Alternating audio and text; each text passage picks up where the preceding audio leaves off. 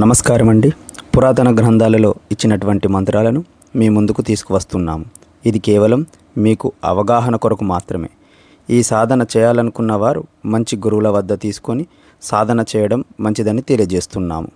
ఈ మంత్రం చేయాలనుకున్న సాధకుడు ఏకాంతముగా కూర్చొని ధైర్యంగా పై మంత్రమును 1,00,000 సార్లు జపించాలి.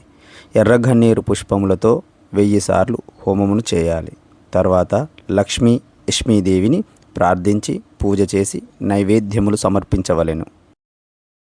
ఈ విధంగా చేసినచో సాధకుడికి లక్ష్మీదేవి సంతోషించి సాధకుడికి ప్రత్యక్షమై దివ్య రసాయమును ఇచ్చును. ఆ రసాయమును ఎలా ఉపయోగించాలో కూడా దేవత తెలుపుతుంది. సాధకులు నిష్టగా చేసినచో ఫలితములు పొందుదురు.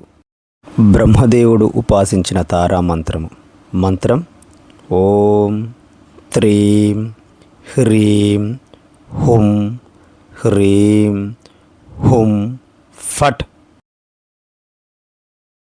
మరిన్ని అద్భుతమైన వీడియోల కోసం మా ఛానల్ని సబ్స్క్రైబ్ చేయండి, లైక్ చేయండి, షేర్ చేయండి.